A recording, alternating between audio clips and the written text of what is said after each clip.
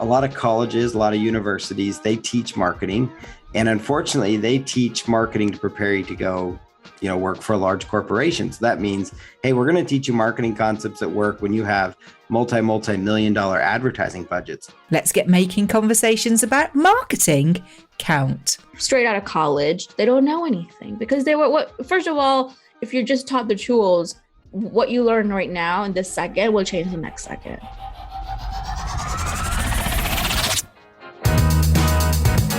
Welcome back to Making Conversations Count with me, Wendy Harris. I'm going to be bringing you a couple more guests on this episode. In part, it was their message to me and their company name that grabbed my attention. They're from a company called Marketing Counts, and I just knew that there was going to be lots of synergy around what you listeners want to know about marketing. So without further ado, let's get on to find out what Shreya's FTE formula is all about and why the F is always left out of the party. I have Paul and Shreya from Marketing Counts, not to be confused with Making Conversations Count, but you can see why they caught my eye. So Paul and Shreya, it's lovely to be able to invite you onto the show and join us in your experience. Thank you so much for having us. This is fun. Yeah, we're very much looking forward to this. It's going to be great. Well, I'm just excited because Paul's got up super early because of the time zone difference. And Mom Shreya, who's not his mom at all, has clearly made sure that he is up. I made sure that my son, who just left for school, I made sure he was gone. I made sure Paul was up. Well, it's just fantastic, isn't it, that we can be all over the world and still get to meet up at different times. So introduce yourselves one at a time. I'm going to say ladies first because that's the British way. And tell us, who you are and what you do. So my name is Shreya Banerjee. I'm the co-owner of Marketing Counts.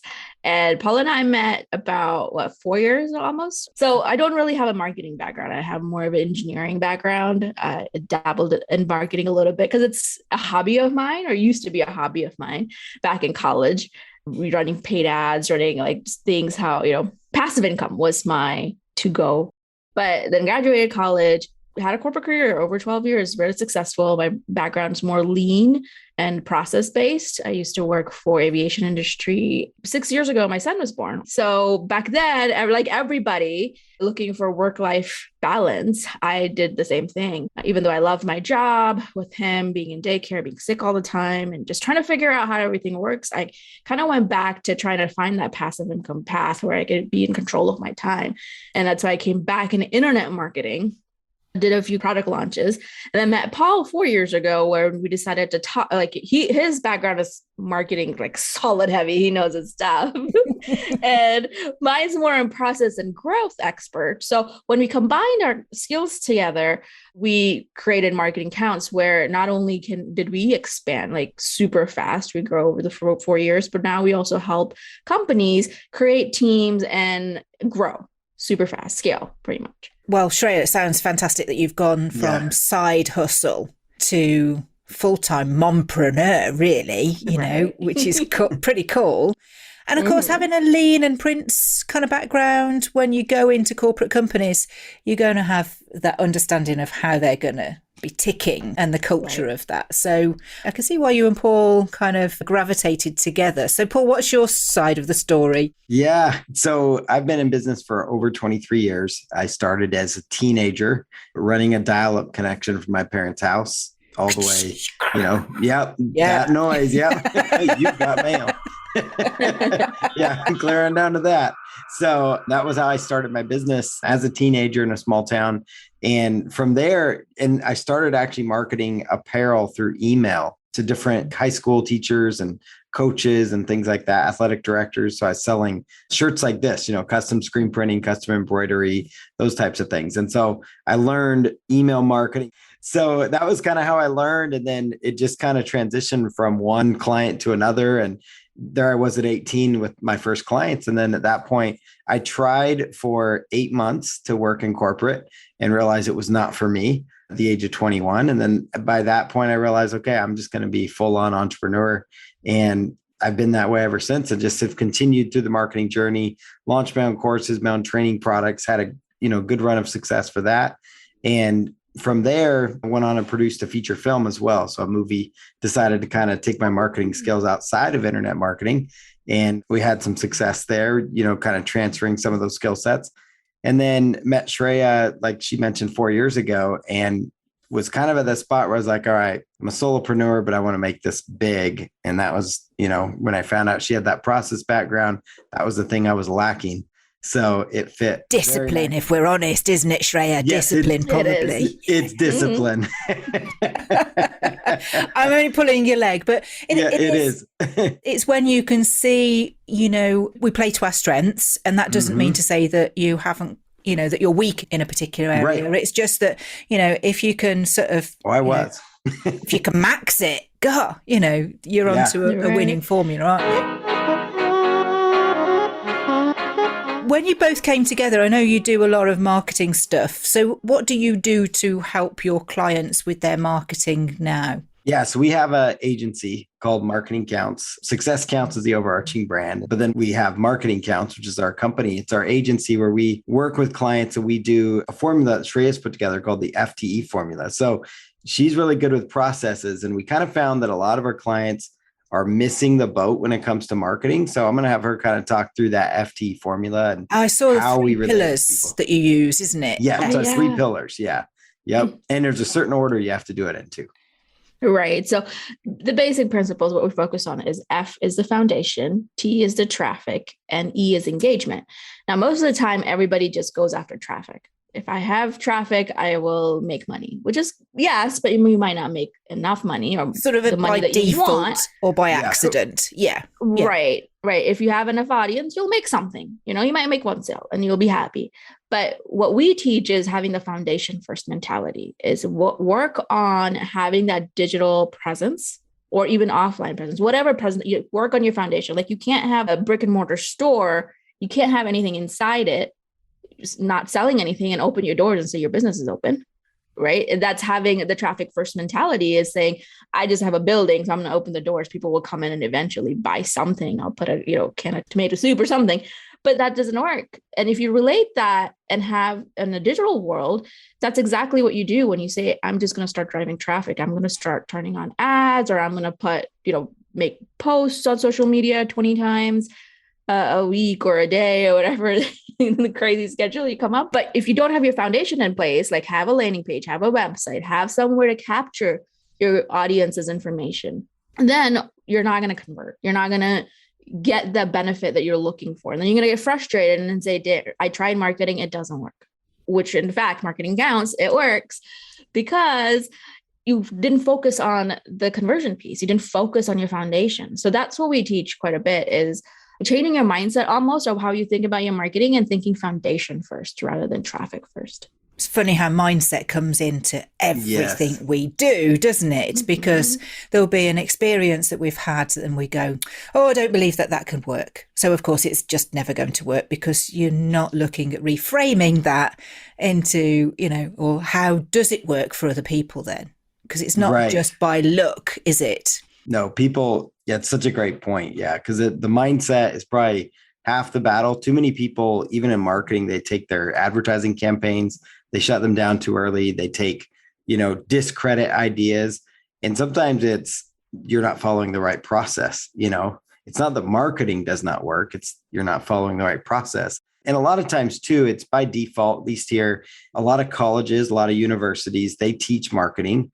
And unfortunately, they teach marketing to prepare you to go, work for a large corporation. So that means, hey, we're going to teach you marketing concepts that work when you have multi-million-dollar advertising budgets. What about the mom and pops? What about the people that do not have that luxury? And that's where 12 people on the team. Yeah, exactly. Or 12 people on the team. I mean, you don't have the luxury of unlimited resources to be able to make it was her fault. It was his fault. Yeah. It wasn't me. Yeah, Right. it wasn't me. You're exactly right. And that's why if you're going to market, you better start with the right things in place, like get your foundation set, so it speaks to your audience and know who you're speaking to. Because when you're truly trying to market, if you're not speaking to your audience, your conversions are not going to be very good. And so, those are things that you need to keep in mind. And you just quickly mentioned university. Yes. And this is something that I'm really pleased that you two actually now go in and work with universities. Is that right? Because you're kind of trying to change that mindset from education, yes, to give them the right foundations from the off, so to scale it back to, a one-man band business, so to speak, and scale rather than the other way in. Right. We've worked with several of our clients where, kids come in or new hires come in, I would say, right? Straight out of college. They don't know anything because first of all, if you're just taught the tools, what you learn right now in this second will change the next second because things change so fast in digital marketing. So you kind of have to understand the concept piece behind it. And if you understand the FDE model, then you could apply it over any tools, any traffic platform, doesn't matter. So that's why we go to the high school level, to college level, university levels to say, teach it this way. So when they do come into the workforce, they're thinking this way. That was missing when we work with our clients who are hiring and we work with them, and it's the traffic mentality is what they have. It's re-educating, and we saw it as a problem and we said we got to fix it. So we have curriculum in 140 high schools now, which is great because that allows us to impact the youth. Yeah, I mean, anybody listening, please get in touch with Paul and Shreya for your high school, university, college, because this is where I see impact. Yeah, thank you. Yeah, and that's, you can kind of change the culture, change the mindset at a younger age, and then they're going to be taught the right strategies, the right ways to do it, because you just can't, 90%, I don't even know what percent, but over 90% of businesses out there are small businesses. They're not large corporate conglomerates. And that's, something that we need to change because people too often are taught to market like a large corporate conglomerate. And that's only 10%. And it's not even small business, even if it's a solopreneur or like as a, influencer, you would apply the same concepts. You won't apply what the big giants are using from marketing, like ad dollar wise. You have to think foundation first, even if you're trying to build your own brand yourself. How do you see that shift because, big corporates tend to be, forgive me if I'm speaking out of turn, but they tend to be consumer led, that they're aiming at one person in a particular situation. I'm predominantly business to business, so I'm looking to attract somebody in a job for doing the job for somebody else. And I think that's about 67% in America, the last figures I saw last month. So that's a huge number of people, still in the B2B world. I personally like the human to human approach, that it really shouldn't matter. But I think when you're talking marketing and you're talking foundations, there's got to be some differential. What's your opinion on that? We always, we teach the basics, which kind of seems very not exciting to begin with. Not sexy, is it? It's not. No, it's not. It's not. But what are the key concepts we teach is creating your customer avatar, the ICP,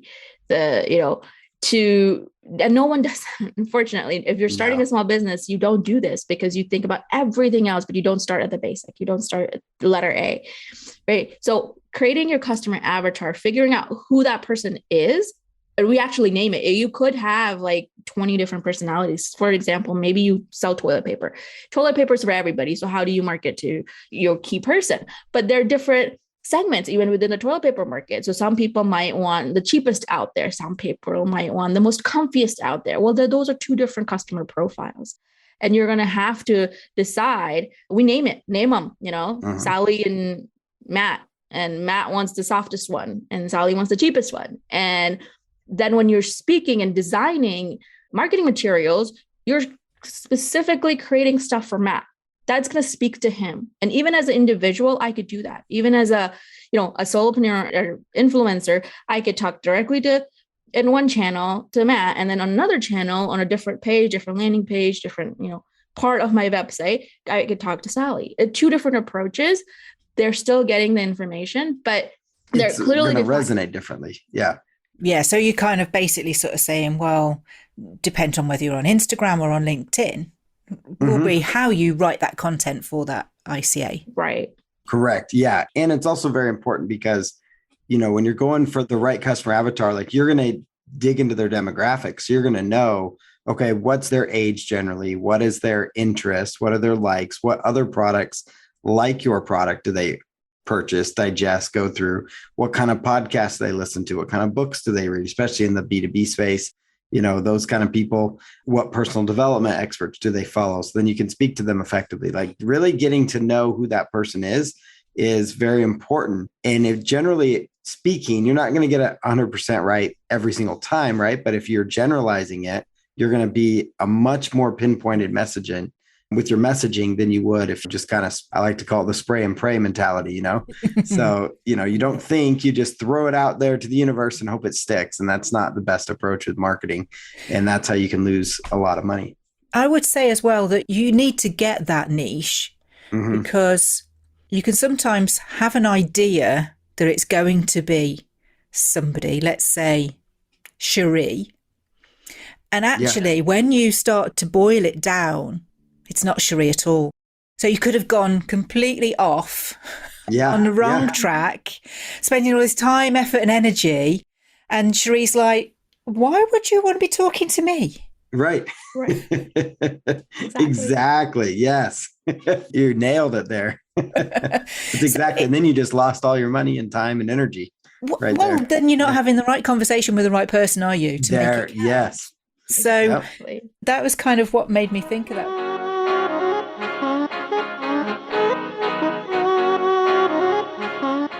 Typically, what sort of tasks are you doing for your clients right now? Yeah. So one of the core strengths we do right now is we really build marketing teams for them. So we come in and help them, kind of assess, okay, we start with their target market. So we always start from the top. Once we assess that, then we work with them to actually build a team, a marketing team for them. So we serve in a lot of our roles. We aren't just a traditional agency. Like, as you mentioned, we do a lot of the education piece. So we really, truly believe in educating. And so we educate them through the process on their marketing. And then one of the core things we do is build them a marketing team underneath them. So it's an outsourced team or a team internally, like working with their employees so they can get the most out of them. But, put in place a graphics person, a social media person, an SEO person. So really build their marketing team so that they don't have to rely on an agency if they don't want to. So our goal is to work ourselves out of a job, which is very unique in the agency model. It's like me. We do it to build them. Yeah. Yeah, I do the same. Over the years, I've worked with clients and I love nothing more than when they come to me and they say, I only need half a day of somebody on the phone, but I'd like to build that up and get somebody in part-time. And I love nothing better than going, well, let me help you with the interviewing and the training and the handover. So you know whether it works. And if you're doing a good job, then actually that business is growing. Yes. And it's your influence. It's great. Yeah. It is.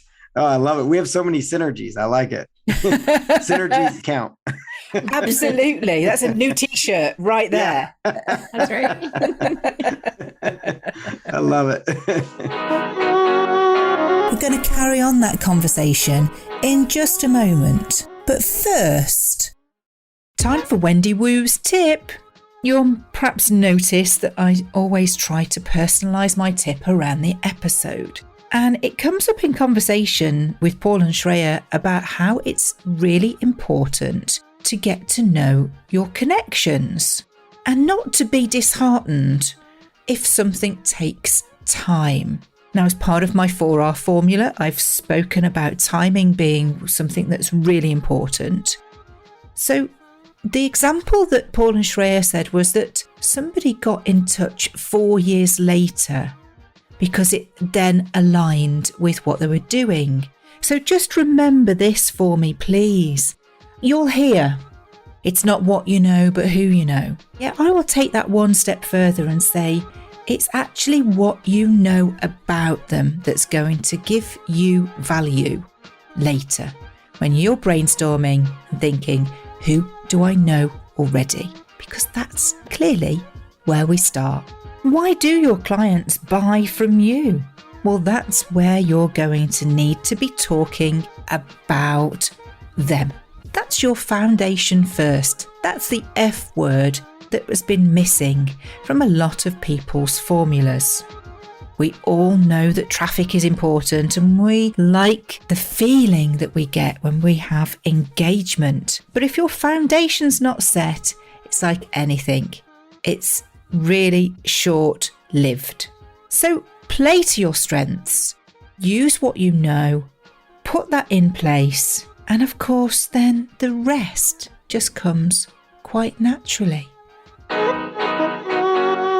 It's not often that I get a couple, and I know you're not a couple because you're in different time zones, but you work together and you've been working together for 4 years. But it's not often that we get a couple that come with a conversation that counts to share. And of course, I never know what that's going to be. So are you ready to tell us a bit more about that conversation that created a turning point for you? Yes. We met at a live event. So Paul was speaking and so networking, we are a big proponent on networking, creating relationships, going out, meeting people, even if you're meeting online, but create those relationships. We did a product launch together. And since then the product launch went well and we continued and said, hey, let's start doing live events. And we started doing Success Count live events. Then we started to decide to create marketing counts. And that happened. And the complete shift there was Paul was I'm a solopreneur. I'm going to do it myself. You're coming in. That's great. But if we want to grow, because he was against growing for some reason. I don't know why. Growth from a growing team point of view. Yeah, I was against the team. I wanted to always be known because I was known as a successful solopreneur. So there was my pride that was saying, I want to be the solopreneur. Like I've accomplished a lot as a solo business person, and I wanted to stay that way. Yeah. So we actually have both. We have companies outside, individual companies outside from the Success Counts also. So he was like, you hire them under you, get the work done. I'm still going to be known as a solopreneur. And how foolish I was, right? Looking back, because it's like, without the teams, we wouldn't be where we are. We wouldn't have the time freedom that we have again. And it's silly because when I had my business solopreneur, I always did everything, and built very successful business. I mean, it was very successful, top seller on many platforms and very well known, internationally. But there was a ceiling, you reach a ceiling in your business where you can't go any further. And I was open to that, to knowing I needed to work with somebody that knew strategy and processes. But I would say this was unfortunately for Shreya, it was a very long conversation because I was 4 a little years. Bullheaded. Yeah. How many years? And we're still working on it because there's still times where he's doing stuff. I'm like, why are you doing stuff? Why don't we have somebody doing this? It's more like the best part about the conversation we're constantly having is if I'm doing, she's like, why are you doing that? And if you are, do you like to do that? Or do you, couldn't we get a process, So I'm getting better at that, to where there's quite a bit that we are outsourcing now.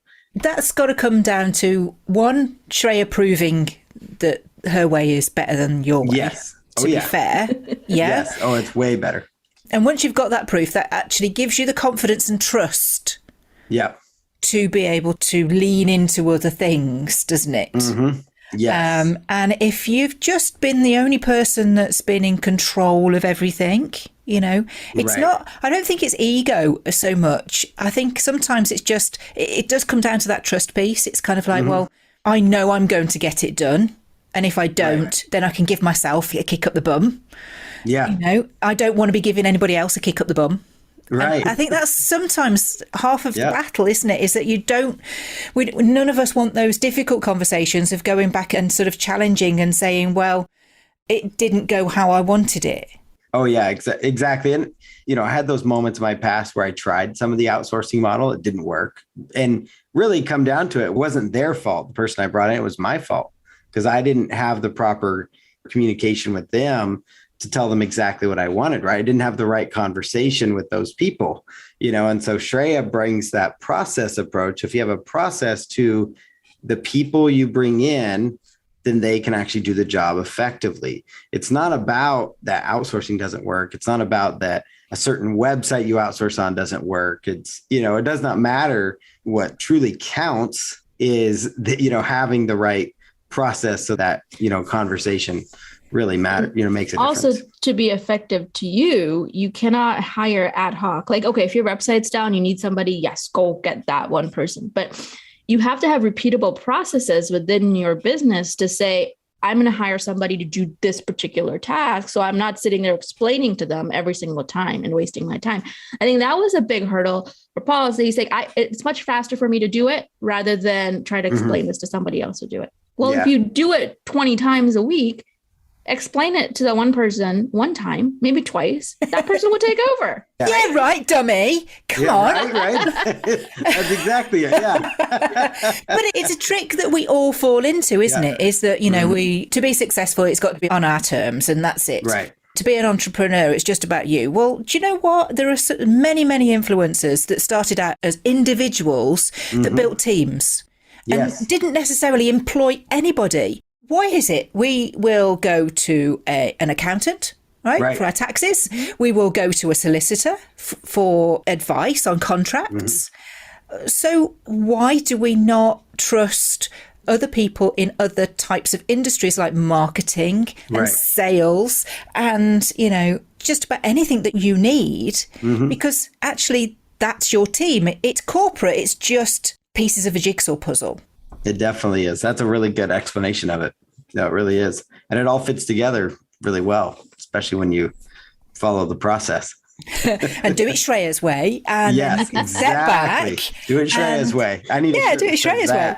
Just because you hire somebody doesn't mean that person would do it right. And that's okay. I mean, it's a fear we all have. But what you do is you move on to the next person. And that's why we are big into rather than doing full time in the beginning, start with a contractor. And then if that person's good, then yes, eventually that person will become full time. But sure, you could be turning somebody's side hustle into something really magnificent. Yeah. But start small, and it's okay to fail. Just because you started doing the process and you're good at it right now, you weren't good at it in the beginning. You've worked out all the time. Yes. Yeah. When Brad Sugars came on the show, he said, people say to me, I'm no good at sales calls. People are just not interested. And he was like, well, how many have you made? 4 or 5.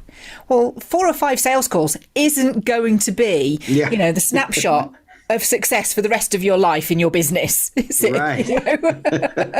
You're going to need to do about 2 million. Hello. Yes. Yeah. Exactly. We always say focus on your strength and manage your weaknesses. So what would your one piece of advice be to anybody starting out that has got a side hustle then now? Be consistent. Yeah. That's what we're talking about. It that even on the bad days, not every day is going to be nice. Even within a day, things are going to go up and down, up and down. Your emotions are going to go up and down, up and down. That's just life. And if you just do one thing, we were off, for the last week, we were on spring break and we were working off and on. And even if you do one thing, something that we did 3 weeks ago comes in this week with a big deal. That we're about to close. But that happened because we did that one task 3 weeks ago. So you never know. Or had a conversation 3 weeks ago, with somebody. Right. And it could be saying hi to somebody. It could be as simple as just connecting with somebody or somebody new, somebody old, somebody, so just keep one step at a time, just like when we learned to walk, right? As a babies, one step at a time, just do one thing and don't feel bad about it. Don't be hard on yourself that you didn't do anything. You did that one thing. Fantastic.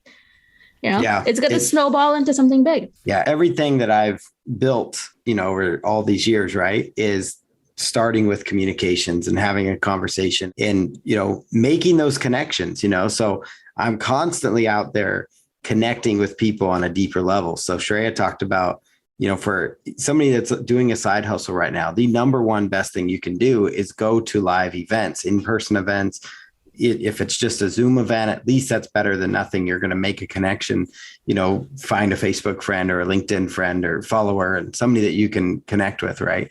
So those are immense. I mean, those relationships, you just never know where they're going to transpire, where they're going to lead. And, we're talking, it could take 3-4 years later. I was talking to a friend of mine that said one of the things he's learned from me over all the years we've known each other is that you never know the value of a relationship, because he had something that happened to him, and 4 years later, now a connection he had 4 years ago that he's maintained and kind of just kept the door open is opening up the door for a conversation that's going to drive his new business venture forward. And it was just because, he was focusing on building relationships with people. And that's what happens. You just never know. And that's the value of your network is insane. And that's, right now our business is primarily just referrals. And that's because we focus on building relationships and then they come to you. Yes, we bring in people through our marketing efforts and things, but we get a lot of our best paying customers just from connections. And so go out. You cannot discount the value of having conversations with people. It's so important. I agree. I mean, I always say it's not what you know or who you know. It's what you know about those people. And of course, if you don't know, and it's just taking those little intelligent pieces of information and being able to use them again in conversation later so that you can go, oh, I know somebody exactly that was looking for that. Right. And let me match you. Let me put you together because I know that's going to have some synergy. That's the magic of getting to know people. It is. Yeah, it truly is. That's where the money is made. I was going to say also be patient because it takes time. Life is not a TikTok video. And it's, that's my new saying. Life is not a TikTok video. It's not. The relationship that you might make today come, like you said, right, come into play 4 years from now. So it takes patience. Just have that giving first mentality and just give, it comes back. Give value and truly get to know that person. And then you'll see what happens. It's powerful. The rest takes care of itself, doesn't it? Yes, it does. Yes. Well, it's been absolutely lovely to get to know you a bit more, what you're doing out there in the universe for marketing, certainly for our next generation. And if people want to, our listeners like to carry on the conversation, where's the best place to tap you up? Yeah, so they can find us at marketingcounts.com. And that's going to be a great spot to get to know us. And then if they want to email us directly to have a conversation, it's just info@marketingcounts.com. Fantastic. Very simple. Well, we'll make sure all the details go on the show notes. And of course, it's always on the makingconversationscount.com website. So thank you guys for sharing that conversation that's still happening. Well, I'm going to check in with you in about 6 months' time and see how you're getting on with that conversation. Okay. Sounds great. That's great. Sounds good. Thank you. Thanks for your time today. Next time on Making Conversations Count, we're going to be joined by Nick Cramp. And his strapline is better before bigger. This is the time to really stand back and think about what they're trying to achieve and thinking about what they need to achieve that.